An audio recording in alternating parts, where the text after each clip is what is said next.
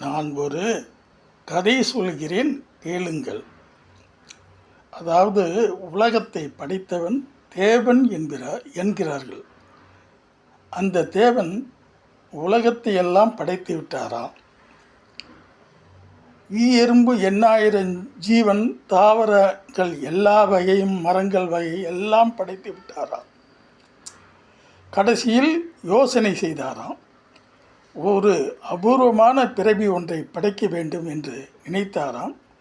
அப்பொழுது மனிதனை படைத்தாராம். மனிதனுக்கு சாவு இல்லை என்று படைத்து விட்டாராம். ஒரு 6 மாதம் கழித்து தனது தூதர்களை எல்லாம் கூப்பிட்டு, நான் எறும்பு எண்ணாயிரம் ஜீவன், தாவரம், மரம், விலங்கு எல்லாவற்றையும் படைத்து விட்டேன். கடைசியில் ஒரு அபூர்வமான பிறவி மனிதர்களை படைத்துள்ளேன். அவர்கள் சிரிப்பார்கள், அழுவார்கள். அவர்களுக்கு 6 அறிவு கொடுத்துள்ளேன். அவர்களை போய் சுற்றி பார்த்துவிட்டு வாங்கள் என்று சொன்னாராம்.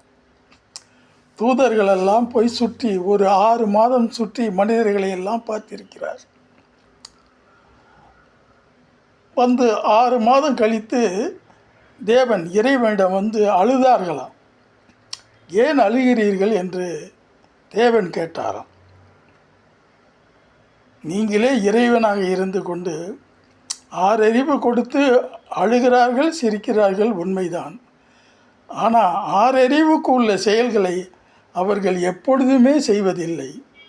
அவர்கள் சண்டை போடுவது, குரோதமான எண்ணங்களை வளர்ப்பது, தகாத செயல்களில் ஈடுபடுவது. 6 அறிவு என்றால் அவர்கள் எல்லாவற்றையும் மேம்படுத்துகிறார்கள் ஒழிய, ஆனால் அவர்கள் எல்லாவற்றையும் குரோதமாக, மனிதனுக்கு மனிதன் பகையாக வாழ்கிறார்கள்.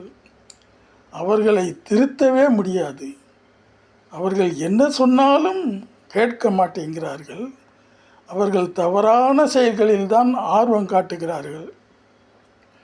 இவர்களை போய் நல்ல மூளை கொடுத்து விட்டேன், அவர்களுக்கு 6 அறிவு உள்ளது என்று சொன்னால் எனக்கு அவர்களிடம் கொஞ்சம் கூட சகிப்புத்தன்மை இல்லை. ஒருவரிடம் பேசினால் அவர் பேசுவது தவறு என்கிறார், இவர் பேசுவது சரி என்கிறார். இப்படியெல்லாம் அடித்து கொள்கின்றனர். இதையெல்லாம் பார்க்கும் பொழுது நீங்கள் மூளையை படைத்து 6 அறிவு கொடுத்தது தப்பாக போய்விட்டது என்றனர். அப்படியா என்று இறைவன் கேட்டு சிரித்தார். அப்பொழுது அவர்கள் நிறைய பாவம் செய்கிறார்களா என்று கேட்டார்.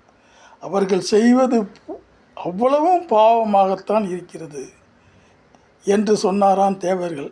உடனே இறைவன் சொன்னாராம், பாவத்தின் சம்பளம் மரணம் என்று சொன்னாராம். அப்போ மரணம் என்று சொல்கிறீர்களே, குழந்தை பிறந்து இறந்து விடுகிறது, அதற்கு என்ன செய்வீர்கள் என்று கேட்டனாராம். அதை பாவ பிறவி என்று சொல்லிவிட்டேன். அது எப்போ பிறந்தால் என்ன, எப்போ இறந்தால் என்ன, கவலைப்படாதீர்கள், அது மனித பிறவி, பாவப்பட்ட ஜென்மம் என்று சொல்லிவிட்டேன்.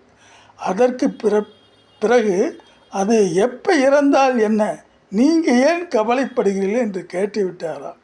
இந்த கதை எப்படி இருக்குது கேட்டு சர்ப்ரைஸ் பண்ணுங்கள், லைக் பண்ணுங்கள்.